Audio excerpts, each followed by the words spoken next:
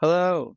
Welcome to another episode of The Growth Compass, where we seek direction in the ocean of business growth opportunity. Before we begin, I'd like to shout out our sponsor, Senders. Many of you, and I know I can speak from experience, have likely committed to cold emailing for a time until deliverability plummeted.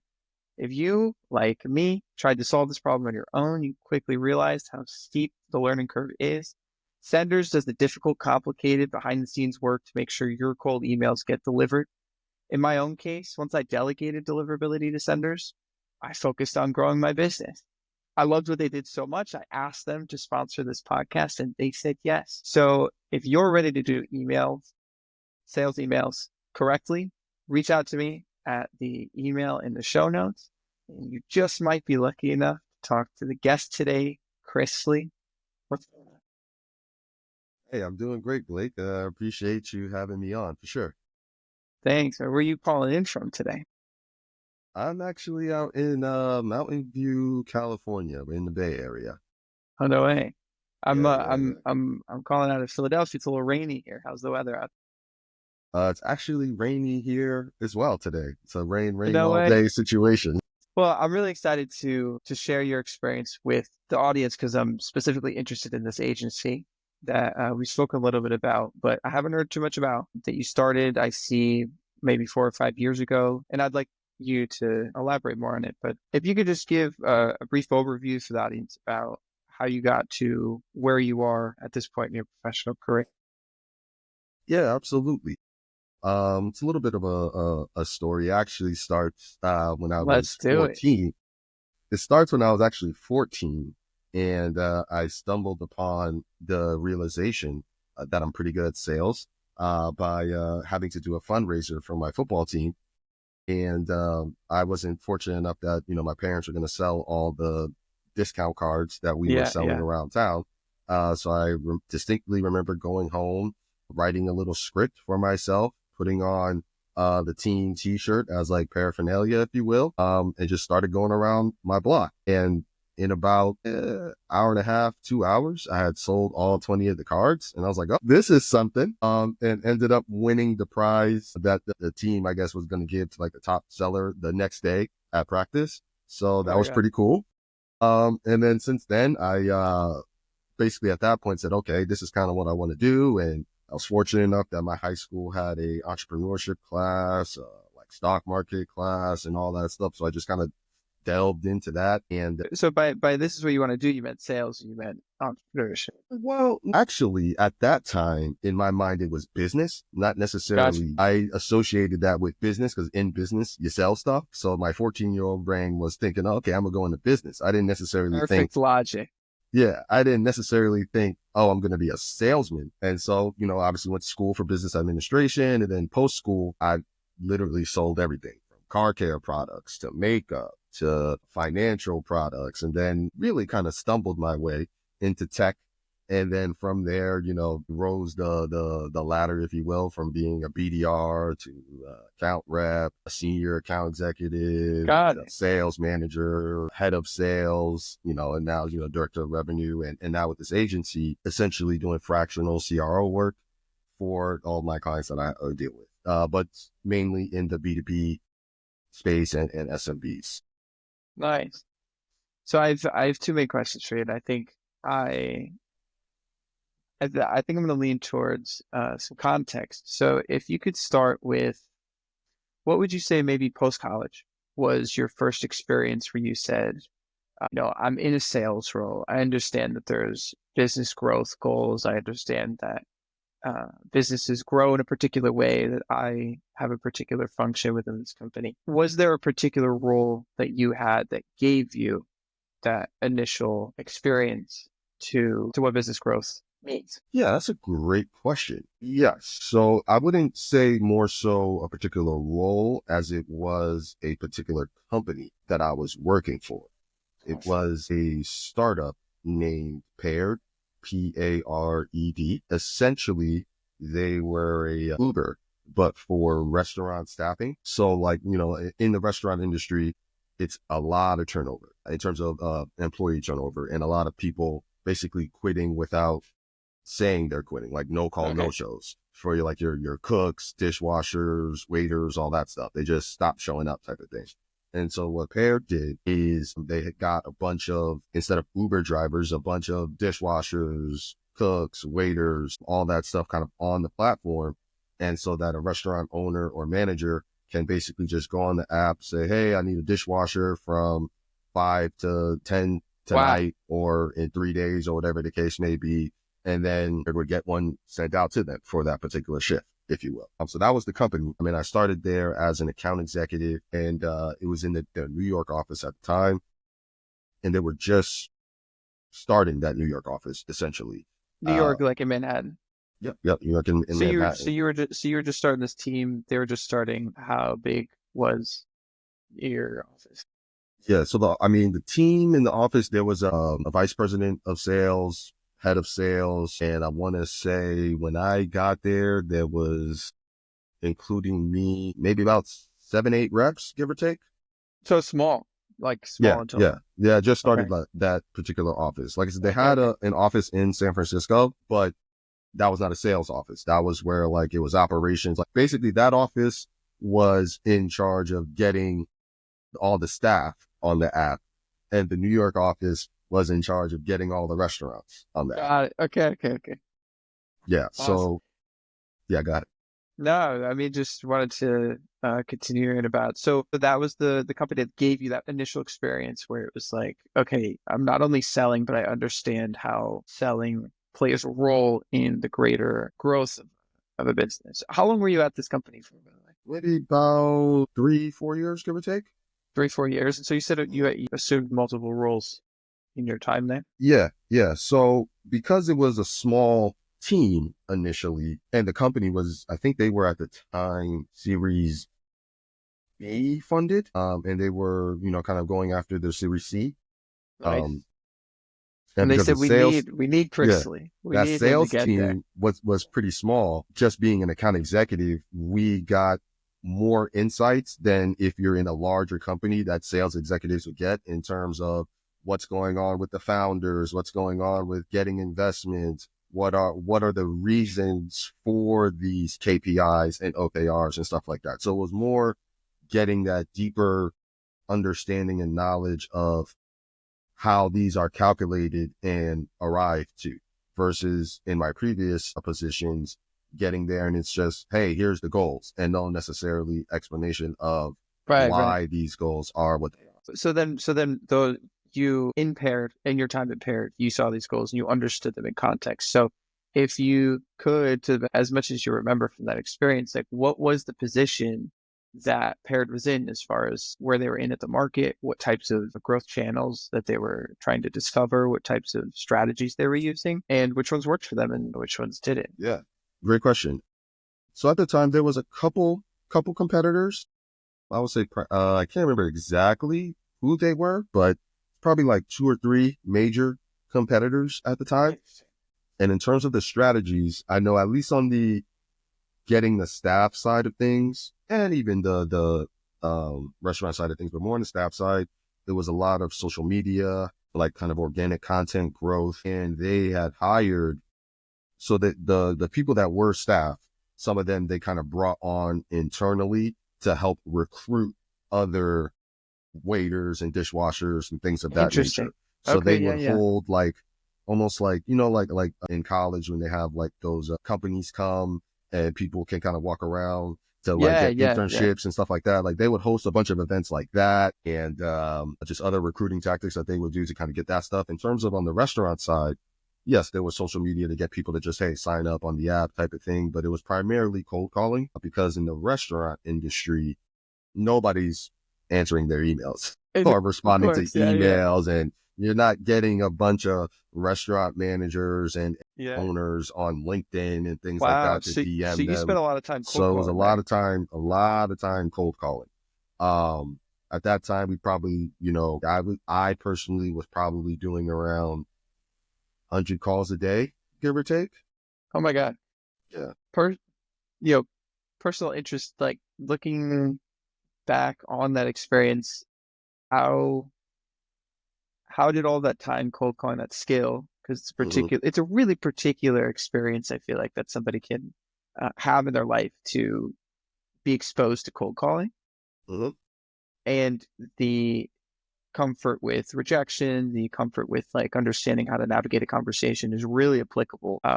So I'm curious, like, how did that work out for you? Like after, all of that cold calling, where you're like, I'm a machine, I can talk to anybody, did it have an impact on Yeah. the things you were doing?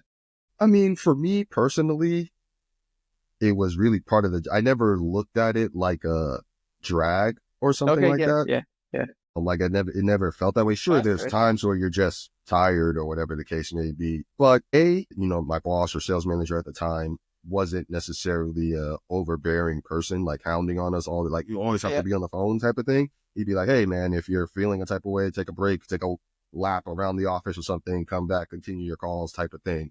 Okay. And what he would did, which I definitely took from, was he incentivized making more calls by having like daily KPIs and things of that nature that would result to incentives and bonuses by making all those calls. So like, for example, as I mentioned, there were restaurants that would just kind of go on the app or go on the website, excuse me, for more information type of thing as like inbounds. And what he would do is, hey, if you were hitting all your daily KPIs, you would be in queue for the inbounds. So then whenever Uh, an inbound would come in, okay. as long as you're hitting your daily KPIs, you're on the list to get an inbound. So basically a freebie, if you Wow. will. Interesting. And so those things would keep you motivated to, make your calls and so on and so forth.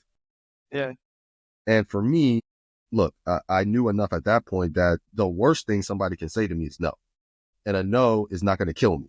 If anything, it's going to make me get off that call faster to get on to the next call Yeah. to Yeah. get a yes. So for me personally, the rejection part of it, I never took it personally. And I would tell I people love that. you can't take that personally because it has nothing to do with you, especially Right. when Right. you're talking about the restaurant industry where, hey, they're Definitely. running around doing this, doing that.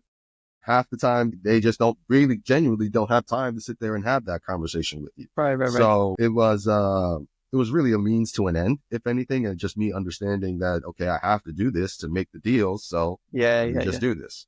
Well, so yeah, so I guess just to round out that, because really interesting. Are they still around?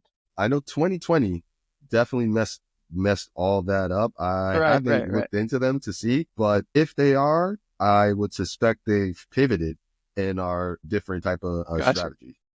Well, anyway, I just wanted to round that out because I think it's really so. Essentially, their business model is a marketplace where you have restaurants and you have workers. And so the growth channels that you were discussing on the worker side, you had social media to attract workers, you had job fairs to attract workers, and then you had Mhm. like internal referral program to attract workers. And then with restaurants, it was mainly cold calling Yeah, mainly cold calling. But yeah, there were still like some events and things of that nature that they would do for with restaurants as well. restaurants, but the primary driver was cold calling. And I mean, definitely I would still send cold emails and things of Sure, that sure. nature as well and reach out to people, especially if I had got them on the phone once and it was difficult to kind of get them on the phone again or things of that Yeah, yeah. nature. But absolutely the primary driver was cold calling. Well, I mean, it's super cool to get an understanding of that business and the marketplace thing and the different things they're doing on those two different sides. I've never heard of that before, so that's cool. So then after that, where did you go? Did you end up at another company that was also doing something specific like that? Like what type of job did No, that no. position you to So do? what happened, well, backtrack a little bit. While I was there, I ended up getting promoted to a sales Hey, manager, started learning how to manage a team. And hey, at the time, they were operating just in the Bay Area and New York. And then when I got promoted was when they launched the Philadelphia and DC markets. And I got to kind of lead that launch. So I got even more insights in terms of, hey, go to market strategy and so on and so forth, which is great. so you led one of the initiatives in Yep, those yep. areas. Wow. I led the launch of both of those markets. So I was basically the manager of the DC and Philadelphia markets. And the reason why What I did bring that that, teach you about? well, I mean, there's a lot of things. A, how to conduct one-on-ones and hire and build a sales team. For Cause I sure. was also involved in the hiring process and Yeah. conducting interviews and all that stuff. But from a go-to-market strategy perspective, literally it was a crash course and learning, oh, okay, hey, because then we had to do research, for example, because we found out in Philadelphia, the minimum wage was actually lower than DC and New York and all that stuff. So building out what would be the rates that we'd be charging the restaurants per hour and all of that stuff. So I got to be able to be involved in that and And that was understanding, hey, simultaneous while growing, or you had to do the research first and then hire? no. So no, that was in terms of, it was all simultaneous, but we weren't necessarily going into calling the market while figuring that out. Okay, So okay. I got promoted and they said, hey, we're going to be launching these markets. I was involved in the meetings in terms of building out, hey, here's how we're going to build the pricing. Here's how we have to make it match so that it's profitable for us and all of this good stuff. During that time, yes, I was learning about hiring and Yeah, yeah, yeah. reading all that stuff and so on and so forth, and then kind of going from there. But the reason why I brought all that up is because from that opportunity, I found an opportunity to be a head of sales for a PR company. So quite contrast from Yeah. Paired. And then this was actually just coincidentally in the the winter of 2019. I remember I went to the VP of sales at the time and I told him about this opportunity that I got. And he literally told me, if you don't take it, I'm going to fire you. So you have to take it, type of thing. So Okay. God bless that. Yeah, right, right. So that's how I ended up in that next opportunity. And just so fortunate, 2020 was around the corner. Yeah, right. Okay, It that's why you worked out. mentioned that. Yeah. Yeah. Got it. Cool. So then did this new role in this PR position, well, also, first of all, just to get an idea of where we're headed, at what point did the agency come about? In 2020 as well. So it was around the same time. So, well, it's not like I was thinking about that. What happened was, so I started director of sales at this agency. They were doing pretty well. It's not like they were, didn't have anything, but they were just up until their growth had just been through, basically referrals. Interesting.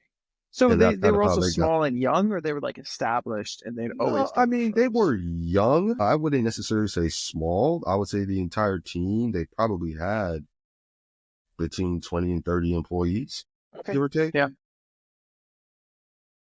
So it's not that they were necessarily small, but there was no real sales process. It was, hey, we get these referrals, things just kind of come in. The They just CEO would happen. just close them, type of thing. Like, so the CEO was basically like a one man or one woman, a sales team, essentially, Yeah. type of thing. And And so that's what I you kind of, came in to do, was to create that yeah, process. to like kind of create a process around it and build out a true like an outbound process because they didn't have one That's really really. cool. Yeah.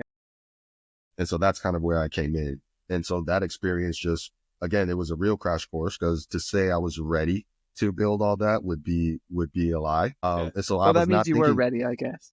I mean, I guess, but I definitely was not thinking about starting an agency. But like I just said with the restaurant thing, 2020, it's 2020. Yeah. Oh, what ends up happening is like, I want to say around April, May or whatever it was, that ends up, falling out just because, hey, Yeah. Yeah. people had to do all their layoffs and stuff. So at that Right. Right. time, Right. I'm like, okay, well, I've learned all these skill sets. Can't just wait around. All right, let's kind of start that agency thing. So that's where the agency thing came in.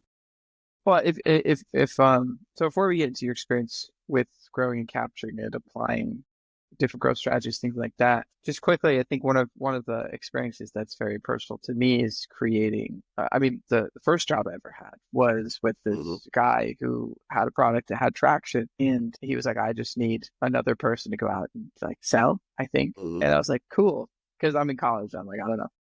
And what ends up happening is that, and I have the vocabulary now to describe it, but what ends up happening is we developed the sales process for that company. And it's something that I've done for several businesses since. And I think it's an extremely interesting process. So I'm curious for, as much as, I mean, that's an insane time to get a new job.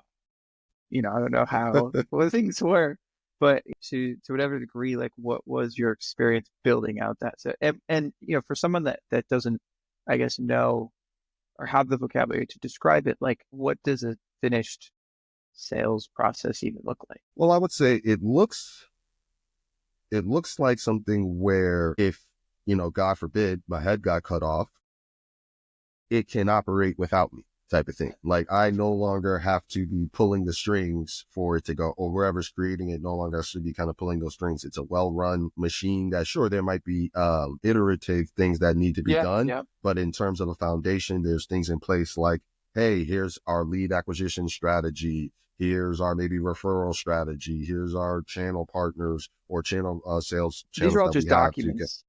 Are they any Well, particular type of? it's definitely documentized so that people kind of know what to do when they come in, but it's also explainable, if that makes sense, where someone can sit down and be like, hey, here's how we get leads. Here's our sales process in terms of from prospect to close and what it should look like, the ideal sales process. How long does it take to close the average deal? How long are people in each particular stage? How many stages do you have? Every product or service is going to be different in that regard. Gotcha. You know, in the PR sense, there's a few more meetings and things that need to happen before something closes. So you're talking, what was it at the time? I want to say it was like on average 3 or 4 calls would have to occur with different stakeholders before a deal that was closed. just kind of implicit knowledge within the company. That wasn't anything that that part of it, in terms of them knowing, that part was implicit knowledge. So like in terms of the process of me kind of figuring this out, because it's not like I had worked in PR before. I would say the first 2 weeks, I was just literally going on calls with everybody in the organization in terms of seeing, okay, what is the work that the account executive, so in the PR world, an account executive is not a salesperson. That is a person who is actually working with the client. So that was a culture change for me as well, as to show, okay, account executive is that. And so going on those calls, seeing, okay, here, this is the work that they're actually doing. This is, blah, blah, blah. Going on sales calls at the time with the CEO to kind of see just what her process was in terms of conversation and things of that nature, taking all that into account to develop, okay, hey, based upon the clients that we work with, seeing who their ICP was, who are the type of people that you want to be going after. So that was probably the first step, figuring out the business, if you will, and okay, who is your ideal customer? And once I kind of got those buyer personas in place, based upon those buyer personas, came up with, okay, here's some different lead acquisition tactics that we can do. Obviously having organic social content being posted on a regular basis with, being able to capture those leads into the CRM, then not so much cold calling, but really setting up an actual referral program with the clients that they did have. Also interviewing the clients and that was a big thing for me, interviewing the clients to see, hey, what were the reasons that you chose this PR firm versus another PR firm, to kind of highlight, A, what their pain points were. So I could be like, okay, in our collateral, here's the stuff that we want to highlight. But then B, what is our differentiating factor that makes us special, type of thing. Wow, and this is highlighting crazy. that in all the This is content. all in a couple of months, like all of that information. Yeah. So all this happens getting all that information, like I said, a couple months, 2 months type of thing. And then from there saying, okay, having all this information, I'll put it together in the process. Okay. So the first call, based on that, I knew, okay, the first call is it's a discovery call. And here's all the questions that have to be asked on that discovery call. Setting up, okay, what the next call is going to be is basically not necessarily a pitch per se, but a pitch, but let's call it a light pitch with whomever that person is. And then that third call is where we have a full deck, bringing on the account executives who are going to be working that account to pitch the ideas that they're putting on for whatever the case may be that they're looking for, that they need. Here's some publications that we can work with, all this stuff out, basically a proposal, if you will, with here's what we're thinking to do. We're looking to get you in the New York Times or this or that or whatever the case may be. Okay. And then from there, closing the deal essentially. So, and then and then 2 follow-up questions to that. So all of this was captured in, again, like Word docs or like slides, or like they're made in PDFs, primarily slides and Word docs for the most part. And then actually having a standardized pitch deck where instead of having to build one from scratch every single time, recognizing, okay, hey, here's our standardized pitch deck. Here's the parts that we can customize for each individual prospect that we get on these sales calls. And then outside of that, the tech stack, were you involved with making those decisions, or did you present all this information to somebody and then you were like, you make a tech stack now of like the software? No. So I was involved in those decisions upon like what's the CRM we're going to be using, so on and so forth. At the time, I believe I went with HubSpot. Okay. Yeah, I went with Classic. HubSpot. How was that? I mean, for what they were doing, it was perfect. All I mean, right, cool. everything worked out. Being able to put together all the dashboards that we would need to Nice, properly track nice. sales, track where each prospect is in their journey, creating alerts for the reps to be like, hey, okay, hey, this person hasn't been reached out in X amount of Sure. days or weeks or whatever the case may Gotcha. be. Setting up KPIs and OKRs for the team in terms of, hey, these are the things that we need to reach that are going to ultimately hit to the goals that the CEO was looking for. So also curious, so you had HubSpot as like your main space for everything to work out of. Was there anything unique to that business model or the style of PR that they did or anything like that that required some additional software to solve some need in their pipeline? Or did HubSpot I mean, satisfy there was, everything? well, yeah, because we were doing a lot of stuff on social as well. We were using, I want to say later.com Okay, yeah. to simultaneously kind of push out content on all of those platforms. We actually used Apollo.io for the cold emailing, Nice. side of things. Granted, cold email wasn't necessarily the main driver at that time, but it certainly was a supplemental driver.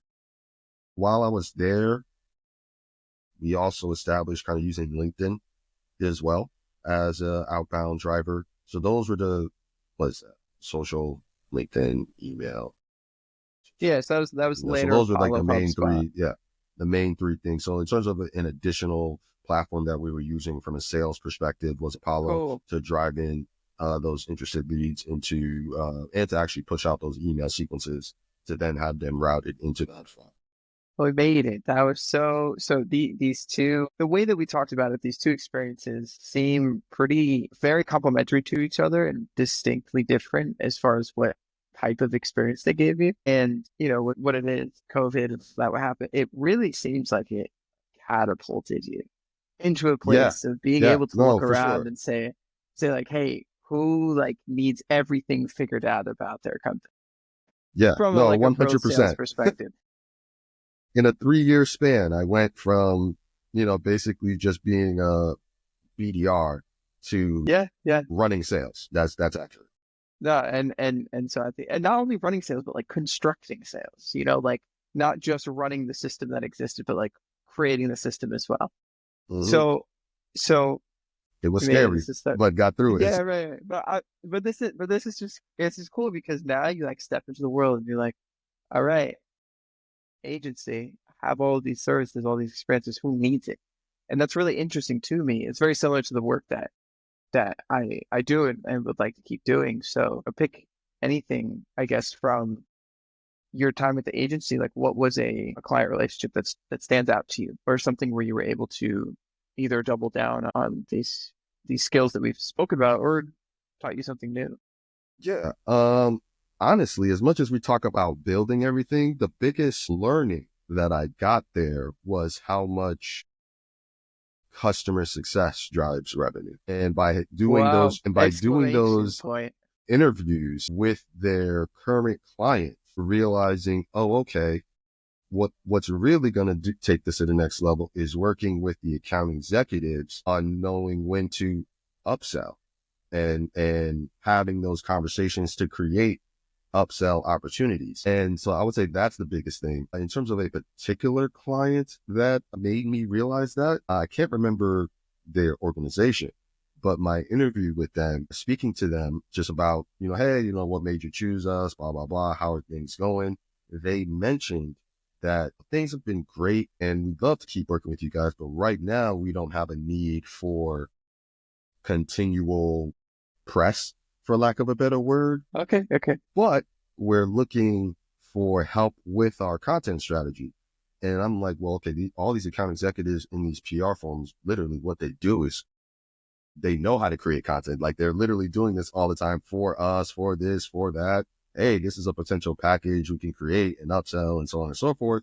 And so working again with the CEO, building out those packages and then being able to present them to the clients, and come to find out, I want to say like we were able to sign maybe like 15% at the time of their clients to those packages, which is That's great. crazy. And that was something that they just straight up were not doing.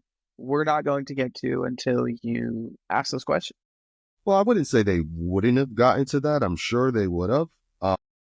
But I guess it just happened faster because those questions were asked. You're being humble. You're being humble, Yeah, yeah, Chris. yeah, yeah. So I wouldn't say they wouldn't get to it. Once are sharp people there. I don't want to make it sound like they were oblivious to that. No, But it's just time their allocation. trade It's wasn't necessarily right, sales. Like they exactly. had to Yeah. focus on all that other stuff, and my Right, sole right, focus was building that stuff out.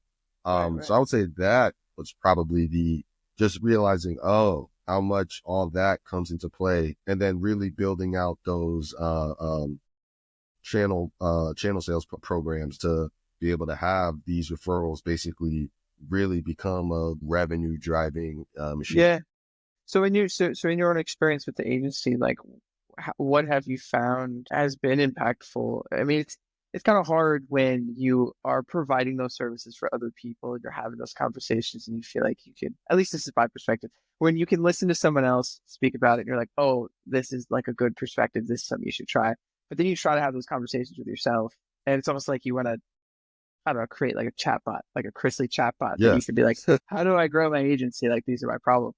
So, I recognize that's difficult, but I don't know if you could Chrisley yourself and, think like, okay, what are my growth channels? Like, how successful has I been? Like, what is it that you focus on in your agency as far as channels?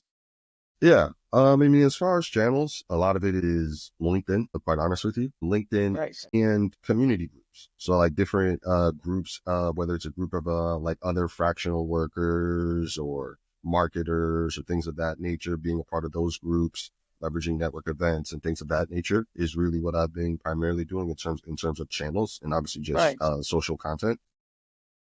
But in terms of kind of working with myself, I get the question that you're asking. I would say it's really those community groups where I'm able to kind of just have conversation with those different individuals in there to be like, hey, what's your just thought on this or things I'm doing, just so I'm getting a different perspective.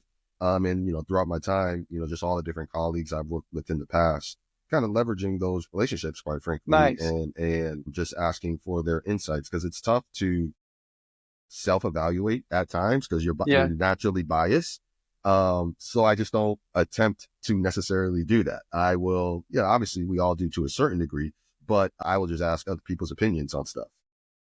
So can you give a quick rundown description of what the agency does, of what it is? Yeah. So the agency, I mean, we primarily, like I said, focus on SMBs and kind of early stage startups. And it's essentially building out their sales process, building out their sales pipeline and allowing them to have a machine. Many of the people who I've worked with, yes, they were doing the sales themselves and maybe had like one channel that they were Yeah. working, Yeah. but it wasn't or isn't at the time solidified. And it's really, how do I explain it? It's really a lack of having a methodology, if you Yeah. will. Okay. So it's providing that methodology, providing strategy, and giving them the tools and understanding that, hey, this might work for 6 months, 8 months, whatever the case may be, but this is a continual thing that's going to need to be iterated and changed up depending on, hey, this is working now. Maybe this will be working later. So it's having Yeah. getting them to the point where they have multiple lead acquisition channels so that if there's a dry spell during a particular season or whatever the case may be, this other channel is working. And then you can kind of work on that channel to get it back up to snuff, so on and so forth. And making sure from a sales coaching perspective, if they have a team, hey, here's how you want to be coaching your reps. Here's the KPIs and OKRs that you're probably going to want to have in place based upon the goals that you've given me that you want to do, and understanding, hey, here's how you build out this for the future when, especially like an early stage, they may be only focused on one particular ICP just because in the beginning, you don't want to be that broad. Sometimes it's the reverse where people are trying to sell to everybody that could fit their product. And I'm like, whoa, whoa, whoa, whoa, whoa. Yeah. You're Yeah. doing too much. Let's focus our content and marketing on this particular channel that's working great. And then we can expand and grow out from there. So it's giving them all the tools and things in place so that once that occurs, okay, they can basically duplicate the process for that next channel, that next channel, that next channel, so on and so forth. So I do see so many questions, but I'll leave you with two. So the first one is more about like language definition, vocabulary, stuff like that. So I see on the description of the agency a lot that there's I think you, and you also mentioned it earlier, the fractional CRO Mhm. services. So with your understanding, how would you differentiate between the idea of like a director of growth, a CRO, growth manager, like any of these other, I mean, growth Yeah, marketing, I think has a specific path, but how I do would these roles, say, are they I mean, different or does it just yeah, matter? part of that depends on the nature of the organization and Right. what they're tasking those individuals to do and how big their teams are. So for example, if it's a relatively early stage startup that maybe has 10, 12 people total, that director of growth essentially is a CRO to a certain degree, where they're more than likely, yes, leading the sales team, but also very much involved in marketing. I would say kind of as you're growing things out, the major difference is in some organizations that CRO is the head person for, let's call it sales and marketing and customer success, because all that is what is driving revenue for the Got it. company. So Okay. the best way to look at it is, what are all the pillars of the organization or company that are tied specifically to revenue generation? And those are under that CRO. Got it. Whereas, and then Okay. your directors or whatever the case would be, if it is to that size, your directors are then, a director of revenue is probably then really just focused on the sales team, if you will. And then your director of growth is then just funneled to the marketing side of things. But both of those titles are reporting to that CRO in a larger organization. Nice. Okay. So you- so the labels really depend on not only the type of business that you're building, but also how big you are, Yeah, I'd say so. essentially. Absolutely. Super helpful. And like nowadays, I would say, because I mean, the title, Chief Revenue Officer, is fairly new, actually. Okay. And the need has probably become, because sales and marketing nowadays are much more intertwined than how they were structured back in the day, if you will, where they were very much kind of two separate prongs. At least in my opinion, the most successful companies, those prongs are interlocked. Marketing needs to know, hey, what's going on those sales conversations? Yeah. How can we Yeah. help you? What's the quality of the leads? Do they match our ICP? So on and so forth. And the sales team needs to know, hey, who are the people that we're trying to attract? So on and so forth. What is the messaging that we're putting out there, so that when we're speaking to these people, we're all on one accord, if you will. Awesome. Chrissy, despite all of these things that are bubbling up inside me, we are coming up on time. So I do have one more question for you. Sure thing. And just for the sake of it, wanted to um, show you this cool little, just want to remind you about the sponsor of this Uh, of this podcast. I mean, it's not, I don't know what experience with them is. I'm sure you're familiar, but yeah, they do really awesome stuff. I don't know if you came in contact with them. If you can ask throughout your, all your years doing CRO things, but Senders is really awesome. And they do inspire me a lot with the people that work there. And so one of the things that I wanted to ask you to end it off is, what is something recently that has inspired you to any capacity? And it can be in that anything. is a phenomenal question. Something that has recently inspired. Honestly, this might come off a little dark, but let me land the plane. You got it. It was the fires that happened in Los Angeles, and not so much the fires, but the response of the country from those fires, in the fact that at the end of the day, sure, there's people who, talk whatever they talk online, but ultimately people are coming together to help all these people in need. And that basically kind of shows me, oh, that humanity is still there, despite all the things that people say and things of that nature. At the end of the day, we're all there looking out for one another, and that, you know, it's still valuable and worth it to do good unto others as you want done unto yourself, essentially. Wow, Chris, that was awesome. Thank you for sharing that. Absolutely. Thank you tremendously for being the guest today. This was an awesome conversation. I learned a lot. There were a lot of definitions, information, context, did not know. Thank you for sharing that with me. Thank you for sharing it with everybody that was listening. Thank you to everybody that tuned in today. I can't wait to have you back. Hey, anytime. You let me know. All right. All right, man. See All you. right. Appreciate it, man.